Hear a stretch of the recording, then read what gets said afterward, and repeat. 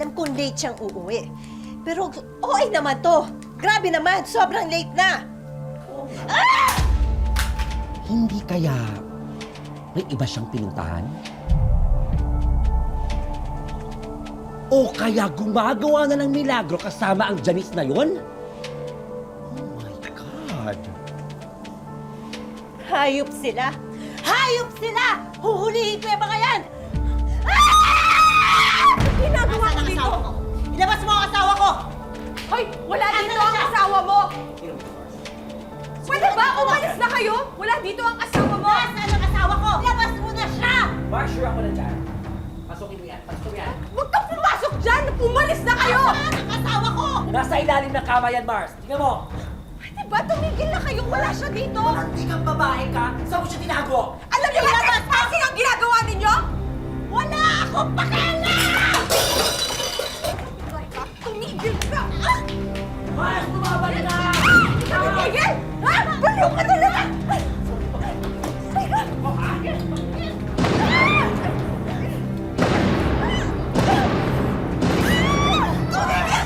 Baliw! Baliw ka! Baliw ka! Tigilan mo lang! Baliw ka ako eh! Baliw! Asawa ko! Labas mo! Nasaan na lang siya dito? Baliw! Baliw! Walang mukha mo! Ha? Mga agaw ka! Labas mo ang asawa ko! Yung bilangan sa bahay ko! Labas mo! Tawag mo na ako! Kap, sa akin kayo maniwala at tinatago ng babae niyang asawa ko. Inaakit niya si Felix. Paano hanggang ngayon hindi niya pa rin matanggap na ako ang pinili na tinuturing niyang kababata? Hoy, wag mo akong tinuturing baliw ka! Ikaw ang baliw! Loida, pwede ba wag ka munang makisawsaw dito? Labas nyo nga yan. Kaya, narinig mo, labas ka raw. Ito na! O, sige na, halika na. Verna, sa'yo na rin nang galing, di ba? Na ikaw yung pinili. Kaya hindi ko maintindihan kung bakit asar na asar ka pa rin sa akin. Alam mo, nasisira na ate ang ulo mo eh. Dahil parang ikaw ang hindi nakaka-move on. Ah! Ako ang nasisira ang ulo? Oo, hindi ikaw! Ikaw yun! Ikaw yun! Ikaw yun! Relasyon, Verna! Wala! Meron kayong relasyon ni Felix! Sa bahay namin Ayaw eh! mo lang kasing aminin! Nagkabaliw ka na! Ang galing niyo magtago! Kapitan, sorry. Misunderstanding lang to. Virna, sinabi ko naman sa'yo na late ako makakauwi. May problema sa site. Yung telepono ko, walang baterya kaya hindi ako makamessage. Bakit ba kailangan palaki mo lahat ng problema rito? Imbis na tayo yung aayos nito, bakit dinadamay mo pa yung iba? Kung pagiging magkaibigan lang nila ni Felix yung pag-uusapan natin dito, eh mahaba-habang usapan yan. Wala ka pa sa buhay ni Felix, magkaibigan na yung dalawang yan eh.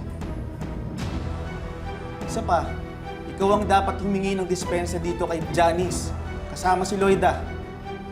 Bukod sa trespassing yung ginawa ninyo, nanggulo pa kayo sa bahay nila. Kayo nga dapat yung magbayad ng mga nasira niyong gamit dun eh. Kapitan, ako nang areglo sa lahat.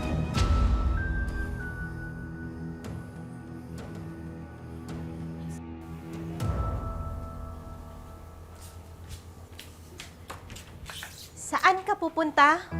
Makikipaglaro ka na naman sa kutong lupang anak ni Janice. Anak, wala ka na bang ibang pwedeng makalaro? Mabait po kasi sila, Mami. Hindi sila mabait! Mga agaw ang nanay nun, kaya sigurado akong aagawin ng mga anak niya lahat ng laruan mo! Hindi ka lalabas! Diyan ka lang! Tigas ng ulo mo, diyan ka lang maglalaro! Aalis ako! Tigilan mo yung iyak mo. Tigas-tigas ang ulo mo. Hindi ko alam bakit gusto mo makipaglaro sa mga batang yon. Tignan ko lang kung makalabas ka ngayon. Sinabi ng bawal, bawal!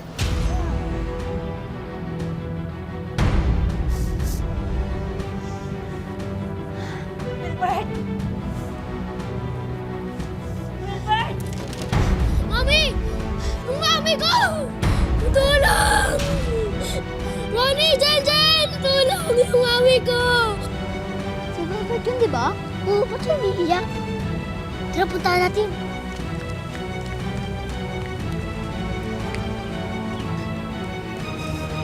Ano nangyari? Tulungan niyo yung mami ko. Sandali ah. Tatawagin ka si Manjul. Aling Verna, gising po! Aling Verna! Tulungan niyo po, mami ko! Salamat sa Diyos, ligtas ka. Okay ka na ba? Oh, dahan-dahan. Huwag mo nakagalitan yung mga bata, ah.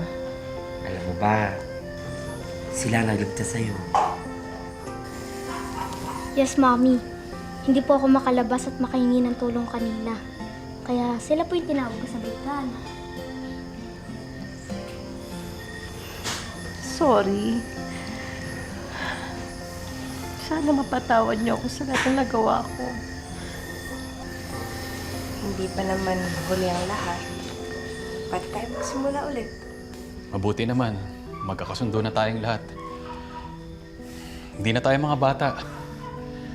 Kaya dapat lang, tigilan na natin yung mga away.